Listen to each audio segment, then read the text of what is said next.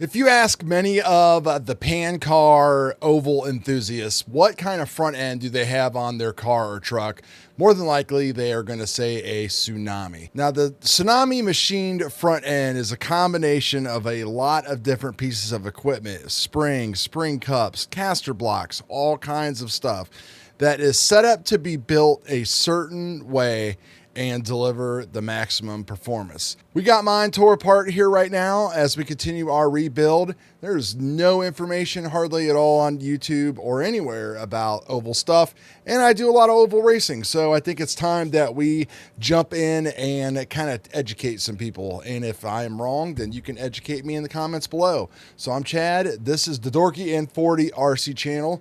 We're going to play with our OvalWorks truck here today and rebuild this Tsunami front end. Now, big shout out to OvalWorks, because one of the big things that we talk about with Oval is that it's a big damn mystery to everybody. It's like everything's a secret, and they do all kinds of weird shit. Like they don't use metric screws and everything. It must be because it's an American thing, whatever. Shout out to Bill and the team at OvalWorks, because in the Resurgent instructions, at least they have pictures and some information on what you should do to get your front end started. Now, they also do make their own front end, the OvalWorks front end for foam tire and for rubber tire, because some of the parts and shimming and everything, of course, is different because of the various tire sizes. And this is a good starting point. It's pretty close to what I have here on my 25.5 truck, but I do a few other things that I've been told to do by various people throughout my oval stuff. So let's get to it. We are swapping everything over to the 25 Resurgence, and I wanted to go ahead and just kind of freshen things up a little bit. So even though this isn't a full build, this is pretty much everything that you are going to do during a actual build of the car. And if you like what we're doing here on the channel and you want to support me, you can comment, subscribe. You can also hit the little join button below and join the channel as a member for as little as $2 per month. And we got Amazon affiliate links down there too. So let's get started on what we got going on here. So the reason why I am doing all this, I already said. The other reason was one of my lower right arms is kind of where you put the big screw up through the bottom. It's not as tight as I would like it to be. You know, you really want things to be nice and firm, but you want to be really careful, especially with anything on your oval car, that you are not like over tightening things, because most oval cars are built with aluminum screws, and aluminum screws can really turn against you really quick. So we're working on the right side here, and we've got various parts and pieces out on the bench. So the first thing that we're doing is we're working on the right side, and one of the big difference, there is right and left. So it kind of sucks that, like, if you need to buy a lower arm, you have to buy a lower left arm and a lower right arm. Now, my best advice to anybody that has bought like a secondhand type of car, and if it has a Tsunami kit on it, that one of the very first things you do is just buy a full front end. And then what I do is I just kind of like put the pieces and the parts, you know, in various Tsunami labeled containers. So that way I can, if I want to freshen things up, or if I drop something on the floor and the carpet eats it, like, we're all good. We got everything we need. So we're doing the right side to replace the bottom right arm. Again, just kind of one of these holes down here, just kind of hogged out a little bit, no big deal. But while we're doing that, we're going to freshen everything up.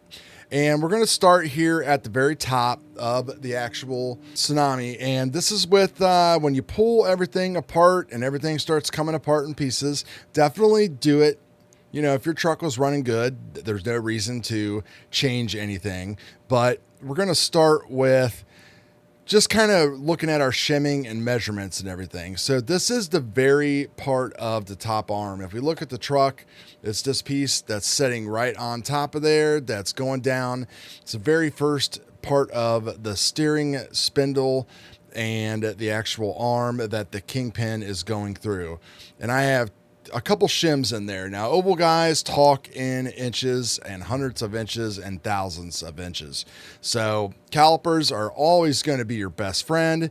And what I have been told is that you want this shimmed out So what are we shooting for with that distance? So on the right side, you always, what I am told and what I've been running is you always want your right side to be a little bit taller than the left side. And usually your right side tire will be smaller than your left side tire. So things are kind of flippy floppy, backwards, oval, you know, again, it's a big mystery and all this shit. So on the right side, you don't want it to be any higher than like a 0.67, 0.68 with that gap up there. And remember, the taller that gap is up there, the less that you're going to have to work with down below. So if you have new springs that are longer, everything's going to affect everything. Like in my case, I had 2 shims above that, and that was because the same 0.19 springs that I had on there before must have been shorter, compressed, whatever. I think these measured out like around 315 or something. Maybe they were like closer to 3. So that would get rid of 1 shim right there, 0.2, or if I had 2.1s on there, same thing. So don't get hung up on that. Now on your left side, you want that to be definitely a smaller gap. 0.62, 0.63, 0.64, somewhere around there. And then you'll be able to shim actually underneath the spring bucket. And you can see that's kind of what we have going on here. We've got no shims under the spring bucket right now in the end on the right side that we built in this video, but we have 2 shims like we did before under the spring bucket on the left side. Like 0.1 or 0.2 shims in there. Again, we're talking in inches that most of you are going to have because they come with like, it's what you use for your axles and everything on the front.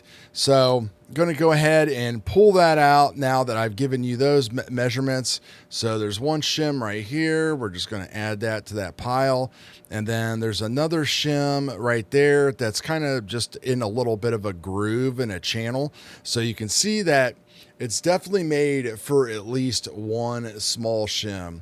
Now on the side here, you're going to have a little bit of a set screw, and this is what is going to hold your Kingpin. So when you get this basically back down through here and are happy with your shimming, then you're just going to basically tighten this up. And you don't need a reef on this thing. You just want it tight so that way the Kingpin isn't going to move up and down out of there, and you're not going to have a bunch of flippy floppy stuff going on. So I've seen people that don't have these and all kinds of various things going on, and that's not a good thing. You definitely want that going on. Now, working on oval cars is pretty therapeutic because there's really not much that you do to them. It's not like doing a complete big buggy rebuild and all kinds of things where, you know, changing shock oil and stuff can take you quite a long time. As long as you take care of your truck, it's going to take care of you. And Kingpin maintenance and stuff on this front end with the Tsunami front end is very, very important. If we take a look at my Kingpin right now, you can see that it is very, very dirty. And of course, it has all kinds of crap all over it. And there we go, focus. So what I'm going to do is, it's got some notchiness and stuff that's in it too. And since we're kind of going with like a brand new truck, sort of, it might not be a bad idea to go ahead and just replace the Kingpins. And I've got 2 new Kingpins that are right here that we could go ahead and use. But I think what I'll do is just go ahead and throw it into my backup Tsunami bin. So that way we don't have to worry about it. These things are pretty easy to polish. It's just like anything else. You just pretty much just want to like chuck this thing up in a Dremel and, you know, just kind of go at it with whatever your favorite type of polishing compound is. And, you know, I use Mother's. Some people use, I think it's called like Black Diamond or something like that. And, you know, it doesn't take long. You can polish this thing until you literally, you're never going to, it seems like you're never going to stop getting black off of it. So you literally can just sit here and polish this thing for hours. So you just got to kind of know when enough is enough. And when you're polishing it, go ahead and polish the top pivot ball and everything like that. So that way, you know, you're 100% on everything. And make sure you have your rag around it, because as soon as you turn on the Dremel, the shit is going to go flying everywhere. So I'm just going to kind of turn the Dremel on and just kind of polish this thing out, get all that stuff off there, and then kind of just rinse and repeat and do this, you know, 5, 6, 7 times until I'm pretty happy. But, you know, you can see just all the blackness that just came off of there. And usually after a couple times, you can tell. I've been told it's okay to have like some discoloration and stuff on your Kingpin as long as it's just smooth. So, you know, there's a little bit of discoloration that is on there right now. So we just want to try to, you know, kind of smooth that out a little bit. And like I said, this stuff is expensive, and, you know, unless you've got unlimited funds and a couple of these just kind of in the hole sitting and waiting. So as long as you don't see any obvious defects and everything still feels really nice and smooth, like, I think you're good to just go ahead and keep it in the spares. So that way you at least have something, you know, if things were to go like really bad during a race day. So if we take a look at the car and we're looking right here, we can see that this one is basically pushed all the way back. So that's how we have everything on the left side. So the right side actually is the complete opposite. So we're going to have this basically smashed all the way forward, and we're going to put our 2 shims in here to help set our caster. And then that is going to be held in place with a little tiny set screw cleaner, or of course you could use whatever your cleaner of choice is. I'm going to put that to the side, and then we are going to go ahead and just polish up one of these new ones to put into our truck. So what I have here is the upper arm, and I've inspected it and cleaned it and made sure that everything looks really good, and that's what this pin is going to go through. Now what you want to do first, I would recommend, is to take one of the little button head screws that is going to come in your kit, or, you know, on the back side of your upper arm here, and just go ahead and screw that into place. So that way you don't have to worry about fussing around with it afterwards. And the pin is going to go on the inside hole, and the screws are going to go on the outside hole. And really all these are going to do is just capture your pin. And you don't need to go all the way. I would just go to like kind of tight, and then just kind of back it off a little bit.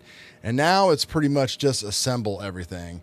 And this is the point where tweezers might be your friend, because you got to kind of snake all this stuff together.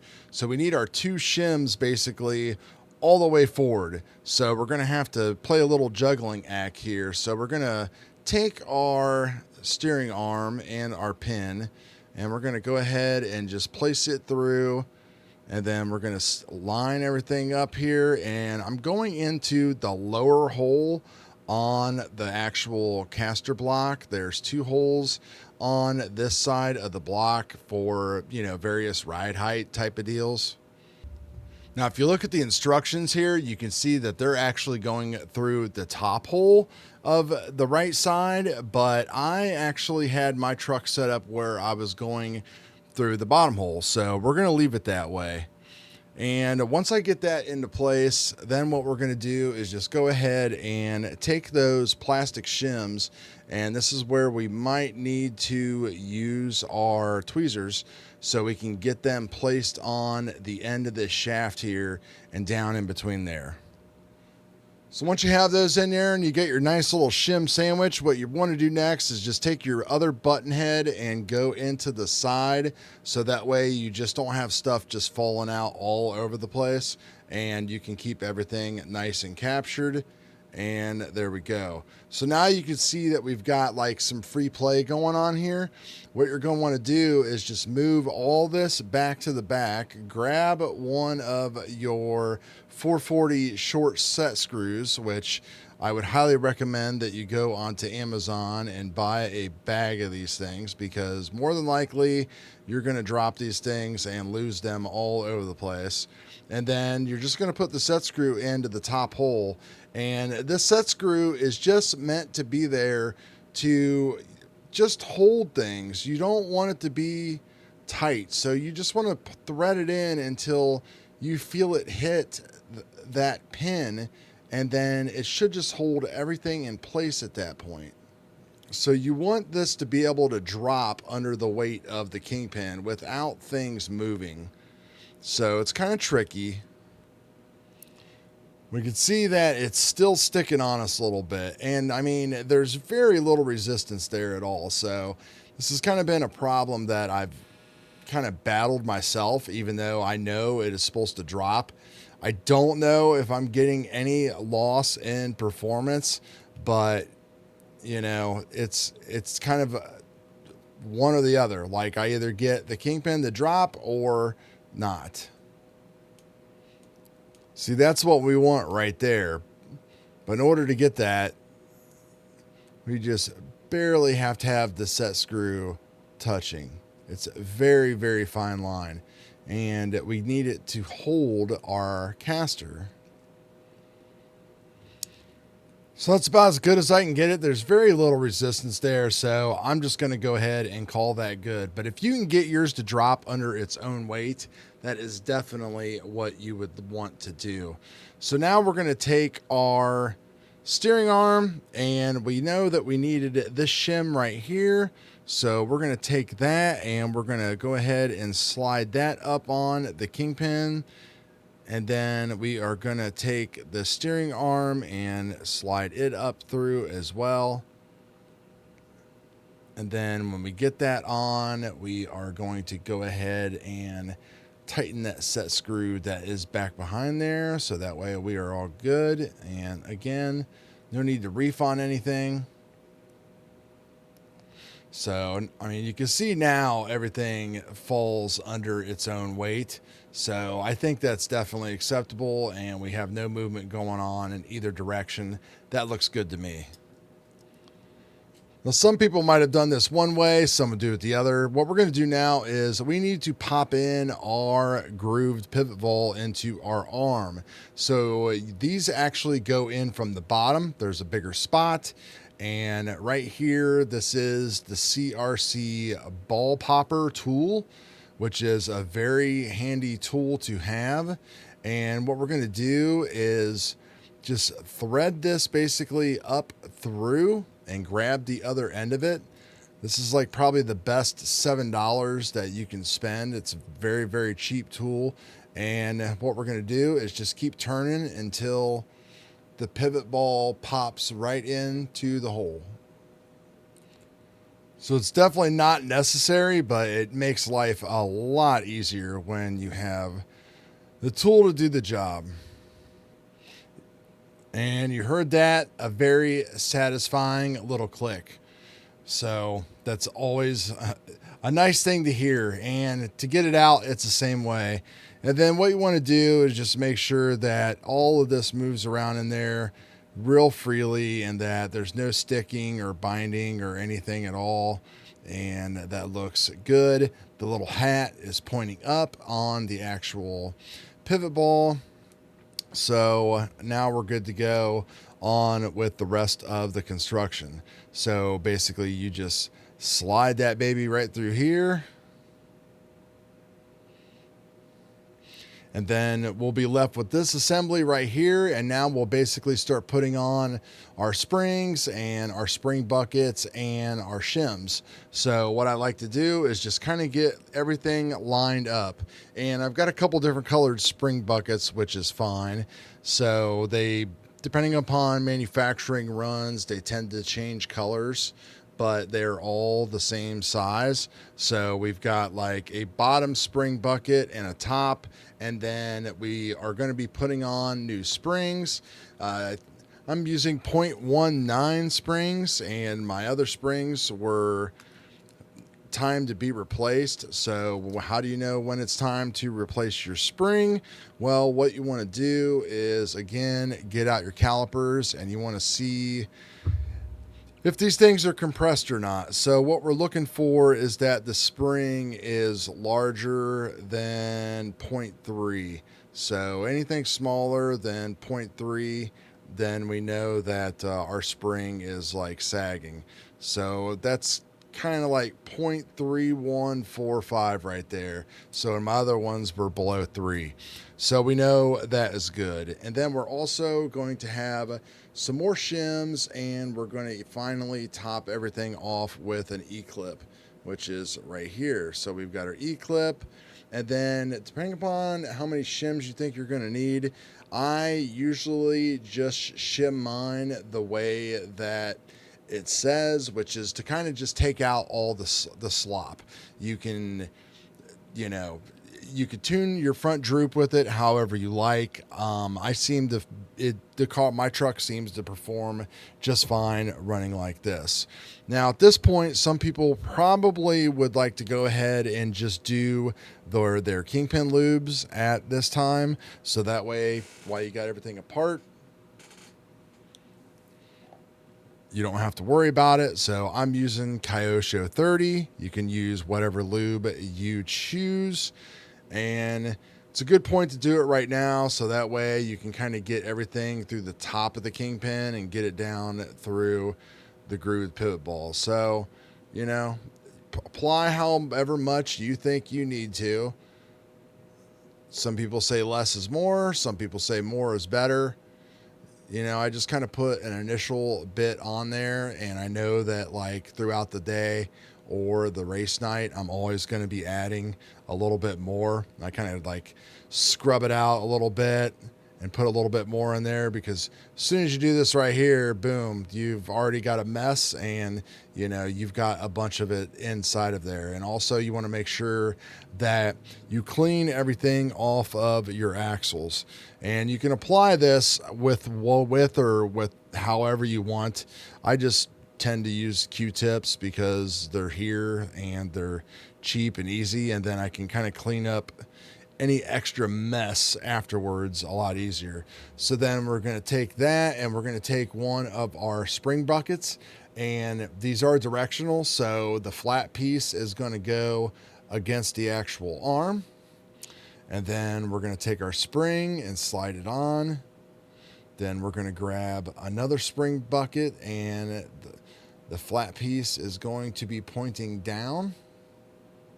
And of course, at that point, our video cut out on us and we lost it. So we got everything done here, and we'll pick up right where we left off there. When I went from the spring that was compressed to the larger one, we gained height.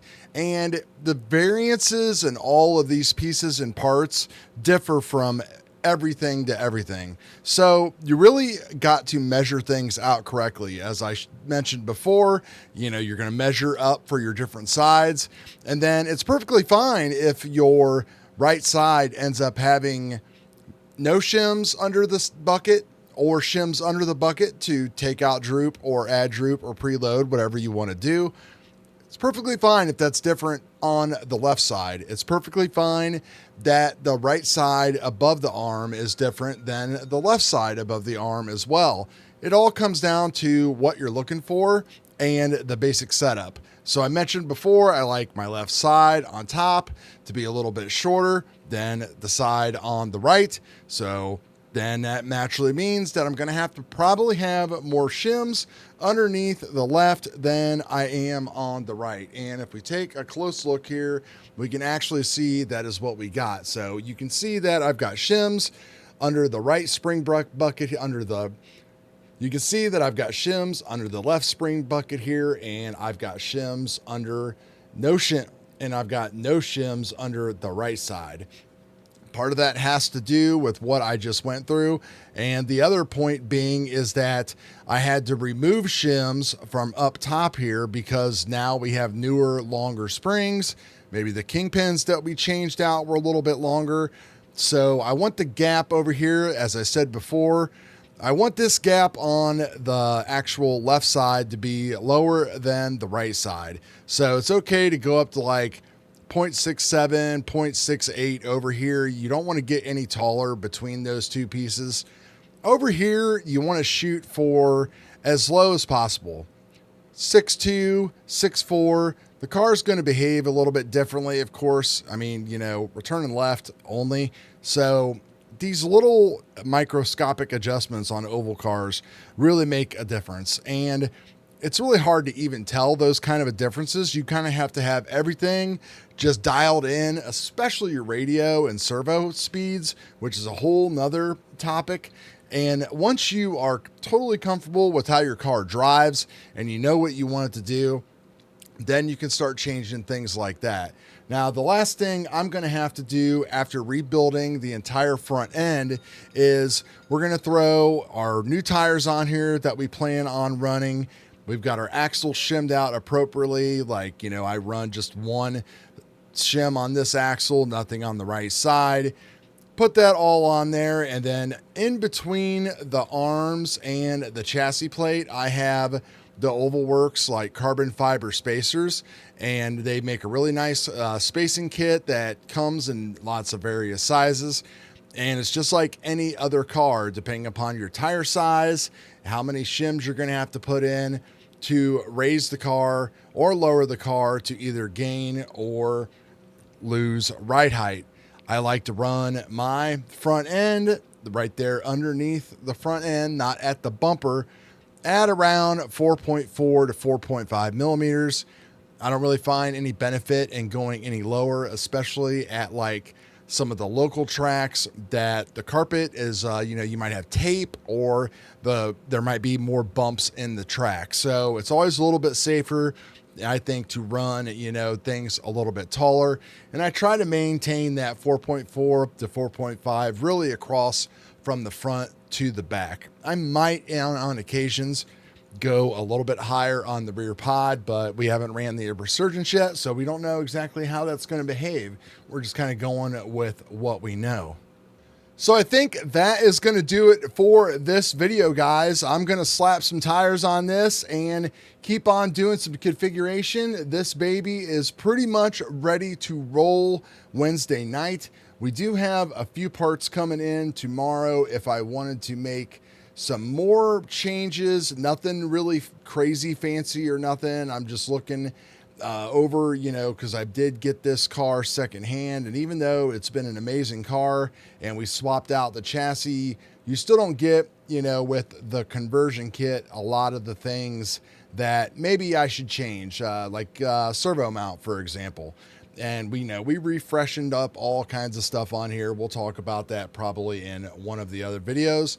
And then, of course, we'll have some racing footage and see how we do. See if we can be as fast as we were last week or faster. So that's it.